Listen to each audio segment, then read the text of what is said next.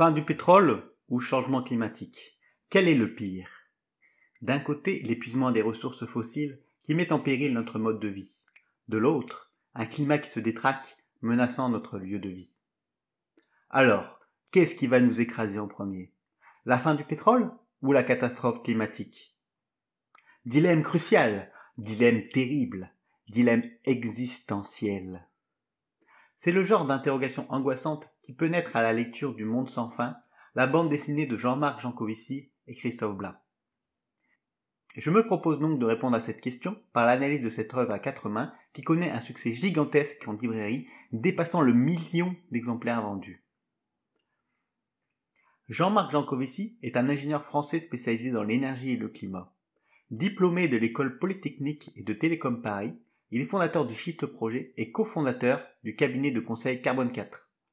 Auteur de plusieurs ouvrages et conférencier renommé, Jancovici vulgarise les enjeux liés à l'énergie et au climat, prônant une approche rationnelle et scientifique. Militant infatigable, blagueur invétéré, il maîtrise la litote et l'ironie à la perfection, sans jamais tomber dans une insupportable moraline. Quant à Christophe Blain, c'est un dessinateur et scénariste de bande dessinée, reconnu pour son style expressif et son humour.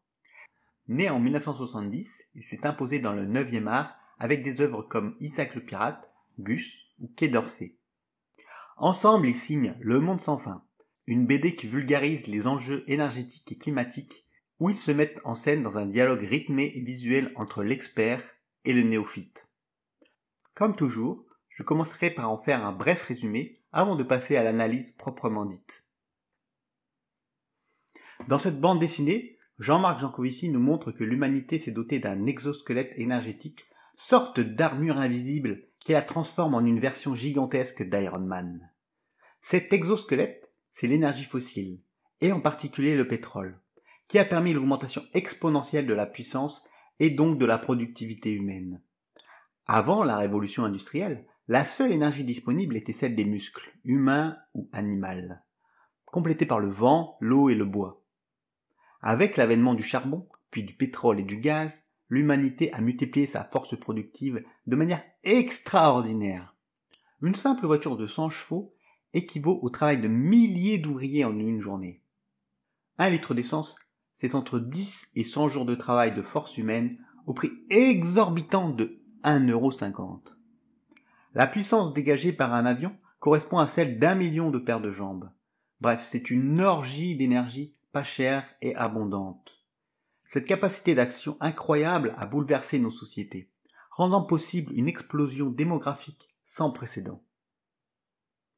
L'industrialisation a permis à la population mondiale de passer d'1 milliard d'individus en 1800 à plus de 8 milliards aujourd'hui. Cette abondance d'énergie bon marché façonne notre économie moderne. Production de masse, mondialisation, explosion du transport aérien et routier, développement urbain tentaculaire. Chaque individu consomme aujourd'hui l'équivalent énergétique de dizaines, voire de centaines d'esclaves d'autrefois. Le temps de travail a été réduit, l'espérance de vie allongée, et les loisirs se sont multipliés. L'agriculture est devenue ultra productive, utilisant machines et engrais issus du pétrole pour nourrir des populations toujours plus nombreuses. Cette abondance énergétique a transformé nos modes de vie de manière irréversible. La mobilité s'est emballée. Là où un paysan du 19e siècle ne dépassait jamais quelques dizaines de kilomètres autour de son village, nous voyageons aujourd'hui en avion à l'autre bout du monde. L'urbanisation massive a favorisé l'émergence de mégalopoles interconnectés, où chaque produit, chaque matériau a fait des milliers de kilomètres avant d'arriver entre nos mains. Ce monde, selon Iron Man, repose donc intégralement sur une consommation effrénée d'énergie et notamment de pétrole. Tant que ces ressources ont semblé inépuisables, tout allait bien. Mais ce modèle atteint aujourd'hui ses limites. Le problème fondamental de notre armure énergétique est qu'elle fonctionne grâce à des ressources finies. Le pétrole, le gaz et le charbon ne se renouvellent pas à l'échelle humaine, et nous avons déjà exploité les gisements les plus faciles d'accès. Aujourd'hui, les stocks disponibles baissent et l'extraction devient de plus en plus complexe, de plus en plus coûteuse et de plus en plus sale. Hier, il fallait gratter la surface pour faire jaillir un pétrole de bonne qualité. Aujourd'hui, il faut péniblement creuser l'Arctique, fouiller les eaux profondes, fracturer la roche de schiste, farfouiller les sables bitumineux pour alimenter encore et toujours la bête. C'est une fuite en avant. Ces ressources sont techniquement exploitables, mais au prix d'une consommation énergétique toujours croissante et d'impacts environnementaux désastreux. Au-delà de la raréfaction des ressources, un autre problème se pose, le climat. La combustion des énergies fossiles rejette du CO2 en masse dans l'atmosphère, provoquant un réchauffement accéléré de la planète. Ce phénomène n'est pas linéaire, il s'auto-renforce avec des effets de seuil et des boucles de rétroaction qui accélèrent le changement climatique. La fonte des glaces libère du méthane, les incendies de forêt se multiplient, les sécheresses, canicules et tempêtes extrêmes deviennent monnaie courante. Nous sommes déjà rentrés dans une phase de chaos climatique où les températures augmentent à un rythme jamais vu dans l'histoire. Certes, il est vrai que les variations climatiques ont toujours eu lieu.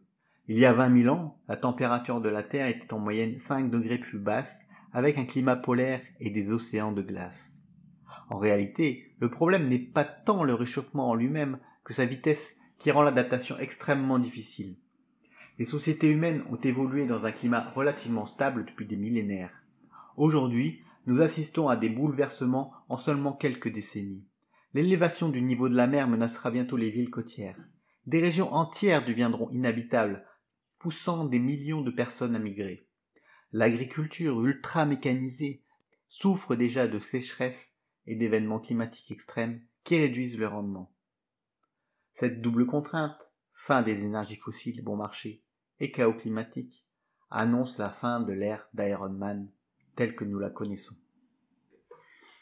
Face à ce constat alarmant, Jean Covici propose des solutions pour transformer notre Iron Man plutôt que de le laisser s'effondrer brutalement comme une vieille carcasse inutile.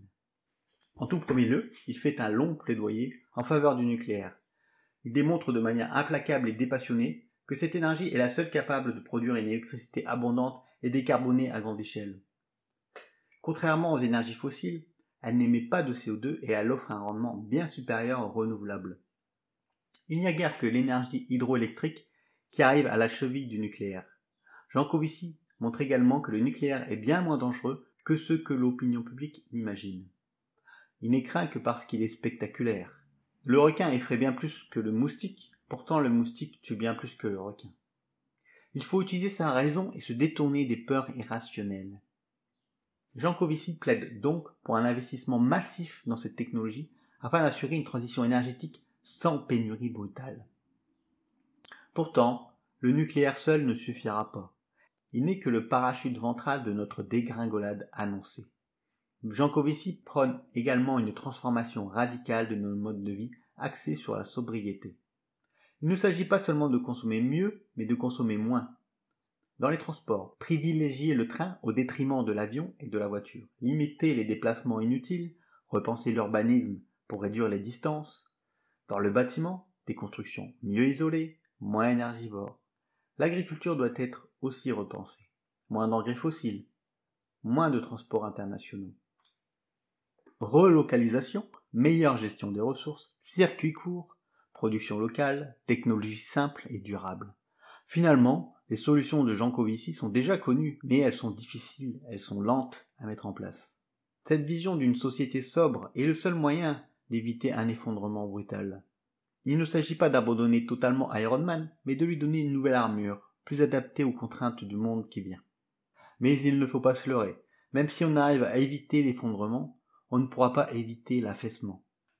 Probablement demain, nos sociétés seront bien moins riches qu'elles ne le sont aujourd'hui.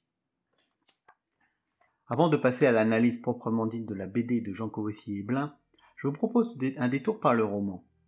Voici donc un passage du livre Ravage, un classique de la science-fiction écrit par René Barjavel en 1943.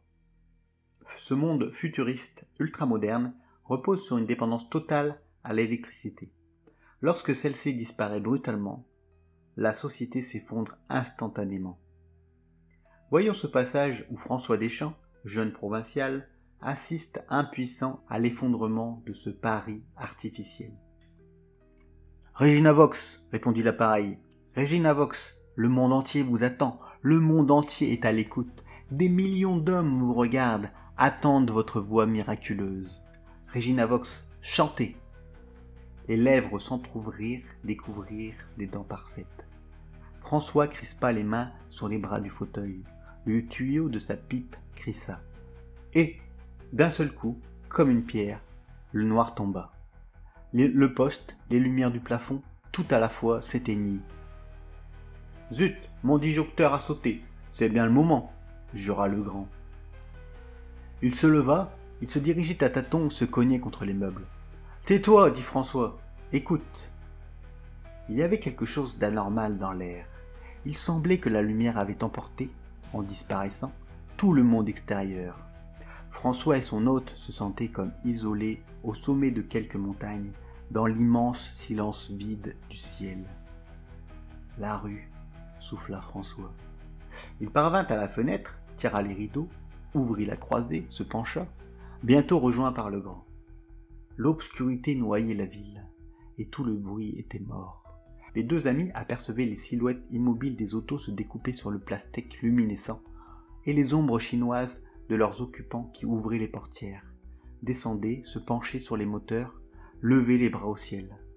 Rapidement, l'éclat du plastique diminua, et la chaussée s'éteignit tout à fait. Rien ne luttait plus contre la nuit que la mince lumière de la lune à son premier quartier et les éclairs fugitifs de quelques briquets.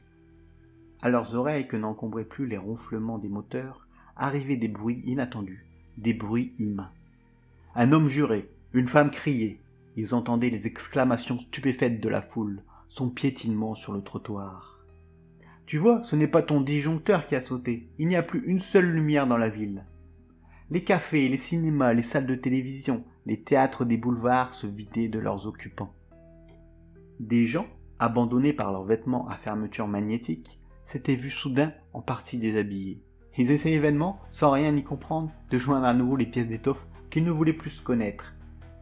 On regardait avec effarement ces noctambules en tenue légère que le croissant de lune, dans un ciel extrêmement pur, éclairait d'une lueur blême. La réalité quotidienne avait disparu, laissé la place à l'absurde. La panique peu à peu gagnait tout le monde. Hommes, femmes se mirent à courir dans tous les sens, et chacun murmurait ou criait sans espoir de réponse la question posée quelques instants plus tôt par le grand. « Que se passe-t-il ? Qu'est-ce qu'il y a ? Qu'est-ce que c'est ? Qu'est-ce qui nous arrive ?» Les esprits ne pouvaient pas comprendre encore, ni même imaginer quel bouleversant changement venait de se produire au sein de la nature, et formulaient en eux-mêmes une réponse rassurante, la seule qui leur sembla logique. De toute façon, cela ne doit pas durer. Tout va recommencer comme avant, dans quelques instants, tout de suite. Mais les instants passaient, et la lumière ne revenait pas. L'angoisse serrait les cœurs. Si les esprits ne comprenaient pas le phénomène, les nerfs en sentaient la gravité. François descendit sur la chaussée, s'approcha d'un chauffeur qui, briquet en main, fouillait son moteur.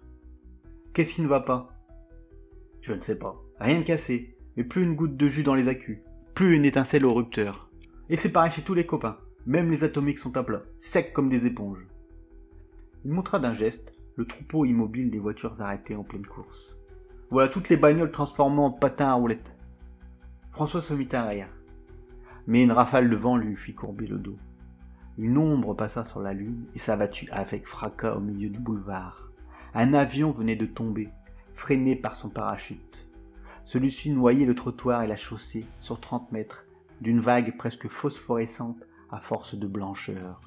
50 personnes se trouvaient prises dans ces plis et sous ce piège que leur jetait le ciel, perdaient la tête, hurlaient, mordaient, griffaient le tissu, se débattaient et s'entortillaient de plus en plus.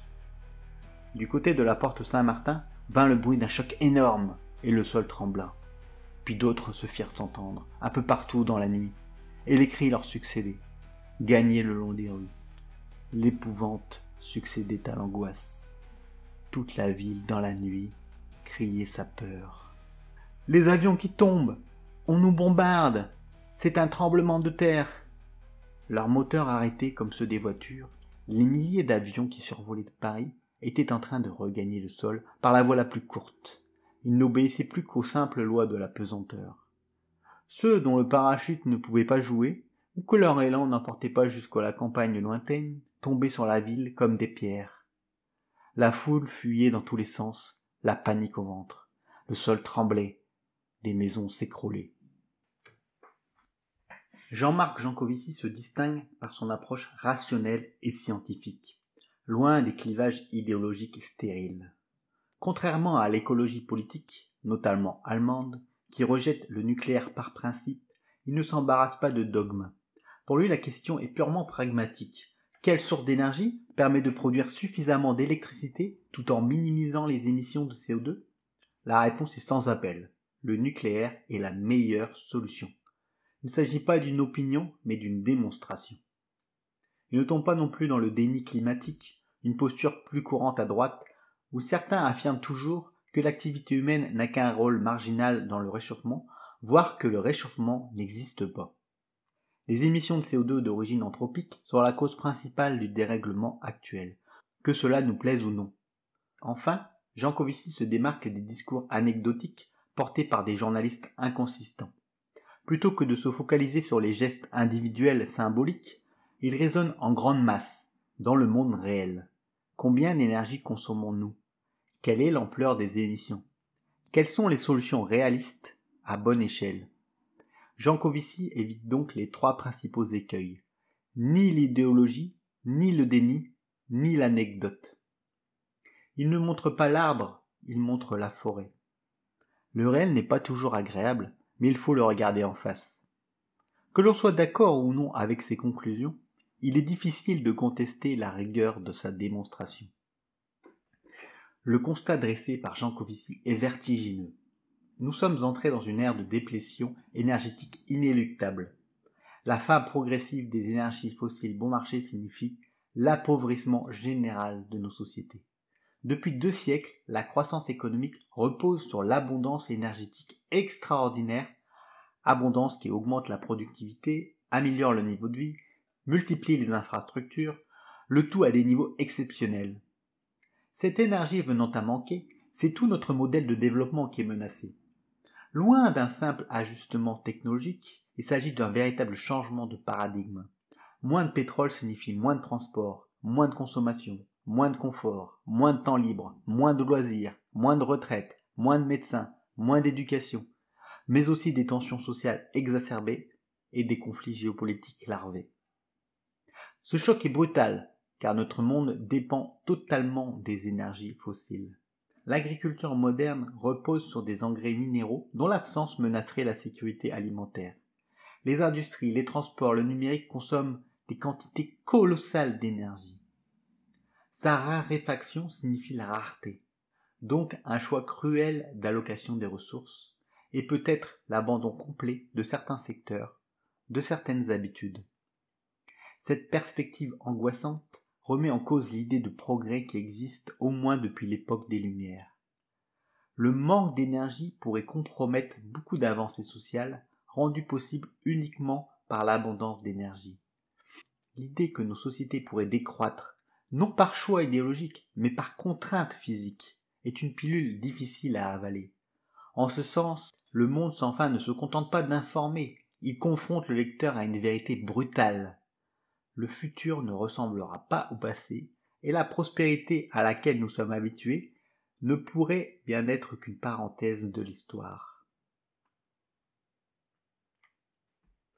D'ailleurs, le déclin énergétique a sans doute déjà commencé, amenant derrière lui sa cohorte des malheurs.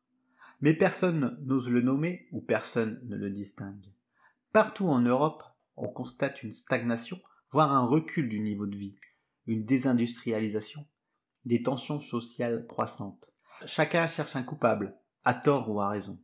Les gouvernements incompétents, la technocratie européenne, les populismes délétères, les élites corrompues, l'extrême droite d'attiser la haine, l'extrême gauche de vouloir tout détruire, les multinationales d'exploiter les travailleurs, la Commission européenne d'asservir l'Europe, l'immigration d'affaiblir les nations, les pesticides d'empoisonner les peuples, le capitalisme d'appauvrir les pauvres, les riches d'accaparer les ressources, la bureaucratie d'étouffer la liberté, Trump et Poutine d'incarner le chaos.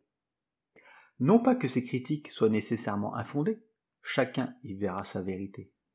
Mais n'existerait-il pas, au-delà, une réalité plus fondamentale à l'œuvre dans ce déclin ? une réalité encore peu visible et pourtant si essentielle, la fin de l'abondance énergétique. Pour Jancovici, l'énergie est le moteur principal de nos économies, le carburant essentiel de notre société. La stagnation de la production énergétique, couplée à l'explosion de la demande mondiale, nous fait entrer dans le monde de rareté où chaque point de croissance est plus difficile à obtenir. Ce n'est pas un choix politique, mais une conséquence physique. Sans énergie abondante, il y a mécaniquement moins de richesses à redistribuer. Pourtant, ce discours est quasiment absent des débats publics. Les élites continuent d'agir comme si une relance était possible avec des bonnes réformes, comme si les tensions sociales étaient uniquement idéologiques. Encore une fois, la déplétion énergétique ne résume ni n'exclut les autres problèmes, mais il les aggrave tous. Ce serait un mirage dangereux d'y voir la seule source du déclin. Mais ce serait une illusion plus mortelle encore que d'ignorer le drame de cet effondrement. Au fond, si personne ne tient ce discours, c'est soit parce que les dirigeants n'en ont pas conscience, soit parce qu'ils n'ont aucune solution à proposer. Comment expliquer à une population habituée à la croissance que l'avenir sera fait de restrictions et de renoncements? Comment expliquer que le futur ne sera qu'appauvrissement et déclin matériel?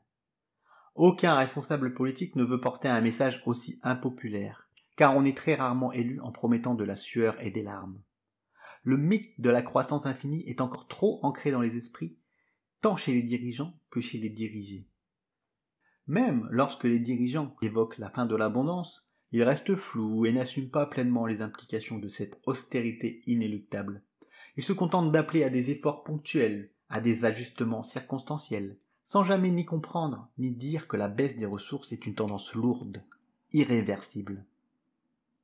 En face, les oppositions de tous bords prétendent qu'une autre politique permettrait de retrouver prospérité et croissance. Mais aucune de ces solutions ne répond au problème central. Sans énergie abondante, toutes les promesses de profusion sont des chimères. Ainsi, le débat public tourne en rond, refusant d'affronter la réalité. Le courage politique devrait préparer la population à un monde plus sobre, non pas parce qu'on le souhaite, mais parce qu'on n'a pas d'autre choix. Mais comment convaincre des électeurs qu'ils vont devoir vivre avec moins, quand déjà un grand nombre d'entre eux vit chaque fin de mois dans l'angoisse et la confusion? Tant que personne n'aura de réponse acceptable à cette question, le discours de Jancovici restera marginal, aussi juste soit-il. La tragédie est double, et c'est ce qui rend la situation tellement inextricable. Nous sommes pris dans un piège où la fin des énergies fossiles ne signifie pas la fin des problèmes, mais au contraire leur amplification. D'un côté, le pétrole et le gaz vont devenir de plus en plus rares et de plus en plus chers. Mais de l'autre, même si nous arrêtions demain toute consommation fossile, le climat continuerait à se dérégler. Nous avons déjà libéré dans l'atmosphère suffisamment de CO2 pour un bouleversement climatique multiséculaire. Or, pour nous adapter aux nouvelles conditions, nous avons besoin d'énergie, beaucoup d'énergie. Et c'est justement ce dont nous avons le plus besoin, l'énergie, qui commence à manquer. C'est Prométhée dont le feu faiblit, tandis que la colère de Zeus demeure. Nous avons ouvert la boîte de Pandore, mais nous ne pourrons pas faire face au fléau libéré. Maintenant que cette puissance se dérobe sous nos pieds, nous restons avec les conséquences de notre hubris. Le climat devient hostile et nous n'aurons plus le feu sacré pour corriger nos erreurs. C'est Prométhée aux enfers. Iron Man à la casse. C'est le poison et la pilule amère. C'est la guerre et le déshonneur. C'est la peste et le choléra. C'est le double effet qui se coule. Accélérer la catastrophe climatique ou sombrer dans la nuit énergétique. Nous sommes face à un choix impossible, où chaque issue semble fatale. Au sens littéral, c'est une véritable tragédie. Pourtant, là où croit le péril, croient aussi les raisons d'espérer. L'humanité a de la ressource. Elle a toujours surmonté les défis qui lui ont été proposés. Alors, face au péril du siècle à venir, que pouvons-nous faire? J'en viens aux solutions, mais avant ça, je vais toucher un mot sur la forme, c'est-à-dire sur le travail du dessinateur Christophe Blain. Christophe Blain apporte au Monde sans fin une touche d'humour et de légèreté qui équilibre parfaitement le sérieux du propos de Jancovici. Son trait est souple, énergique et donne une vie au personnage avec une expressivité exubérante. Les visages sont extrêmement mobiles avec des mimiques exagérées qui rendent les dialogues vivants. Cela permet d'aérer la lecture et d'ajouter des respirations humoristiques. Les compositions de Blin sont dynamiques, alternant des plans serrés sur les personnages, qui renforcent l'impact des dialogues, et des planches plus aérées avec des métaphores visuelles marquantes. Il joue avec les proportions pour amplifier les effets. Iron Man et Dame Nature semblent gigantesques et imposants, tandis que Jancovici apparaît souvent plus petit, simple homme face aux forces colossales. Blin privilégie des tons chaleureux avec une palette dominée par des jaunes et des ocres qui évoquent la chaleur du pétrole brûlé et la poussière d'un monde en surchauffe. Il alterne des planches très détaillées avec d'autres plus épurées selon le rythme du récit. Par moments, le dessin devient presque schématique lorsqu'il s'agit de faire passer un concept purement scientifique. Son Iron Man, métaphore de l'humanité dopée aux énergies, est à la fois grotesque et tragique. Ce personnage qui avale du pétrole comme un soda, qui mâchonne du charbon et respire du gaz, incarne à merveille notre dépendance aveugle aux fossiles. Il enchaîne les excès avec une insouciance quasi enfantine, inconscient des dégâts qu'il cause. Ce contraste entre la puissance surhumaine et l'inconséquence de l'humanité est d'une redoutable efficacité. En quelques images, Blin nous fait ressentir la folie d'un monde inconscient qui carbure à la destruction. L'autre personnage marquant est Dame Nature. Son apparence voluptueuse, ses courbes généreuses et ses cheveux infinis évoquent les Vénus callipyges, ces représentations antiques de la fertilité. Avec ses yeux toujours fermés, dans un demi-sommeil, elle incarne la force imperturbable, bienveillante et immuable. Figure maternelle qui tolère les caprices de l'homme, comme une mère blasée qui observe les frasques de ses enfants turbulents. Par sa posture allongée, elle montre qu'elle ne nourrit aucune haine contre l'humanité, seulement une patience infinie. À quelques moments, elle se fait guide, mentor pour l'homme qui cherche sa voie dans le chaos qu'il a lui-même engendré.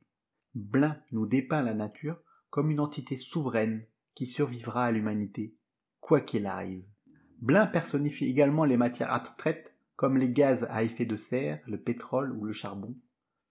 Sous sa plume, le gaz à effet de serre prend un aspect fantomatique qui hante la Terre, tandis que le pétrole devient une drogue dure dont l'humanité ne parvient pas à se sevrer. Et puis il y a Jancovici lui-même, devenu un personnage à part entière. Blin le met en scène comme un cow-boy solitaire, un rédempteur qui parcourt les terres désolées du savoir, prêchant sans relâche la vérité sur l'énergie et sur le climat. Ce qui fait la réussite du Monde sans fin, c'est l'alchimie entre le sérieux du propos de Jancovici et la liberté graphique de Blin. L'humour et la légèreté du trait permettent d'amortir la dureté du constat, tandis que les métaphores visuelles ancrent les idées dans l'esprit du lecteur. Définitivement, Le Monde sans fin est une grande réussite, son succès planétaire est amplement mérité. Au terme de cette analyse, tentons de répondre à la question initiale. La fin du pétrole est-elle pire que le changement climatique ? Pour ma part, je pense que oui. La fin du pétrole est plus dramatique pour l'humanité que le changement climatique, car l'impact sera plus violent et plus immédiat. Le changement climatique et la déplétion des ressources sont comme une cerise de cyanure plantée sur un gâteau d'arsenic. Une planète qui se réchauffe est un défi immense. Mais un monde sans énergie est un monde qui s'effondre. Cette prise de conscience est brutale. La première étape est d'accepter le déclin inéluctable de notre richesse. Il ne s'agit pas d'un pessimisme gratuit, mais d'un processus de deuil nécessaire. Il y a plusieurs étapes à franchir. Le déni. Nous allons trouver une solution miracle. La colère. C'est la faute du système, c'est la faute d'un tel ou un tel. Le marchandage. Et si on investissait juste un peu plus dans la technologie ? La dépression. Il n'y a plus d'avenir. Et enfin, l'acceptation. Accepter que nous allons vivre avec moins et que cela ne dépend en aucune façon de nos choix politiques. Face à cette réalité, la meilleure option reste la décroissance maîtrisée. Jancovici propose une voie basée sur le nucléaire et la sobriété. L'enjeu n'est pas de revenir à la bougie, mais de limiter au maximum la chute de notre niveau de vie. La quête du progrès technique doit se poursuivre. Le défi technologique du siècle n'est plus la course au gigantisme, mais l'optimisation énergétique, c'est-à-dire rendre les mêmes services avec moins d'énergie. Nos sociétés modernes ont été bâties sur la croissance et le progrès. Le communisme voyait la profusion matérielle comme le paradis terrestre. Le capitalisme a réalisé cette promesse d'une société foisonnante. Pour autant, le paradis est-il au rendez-vous ?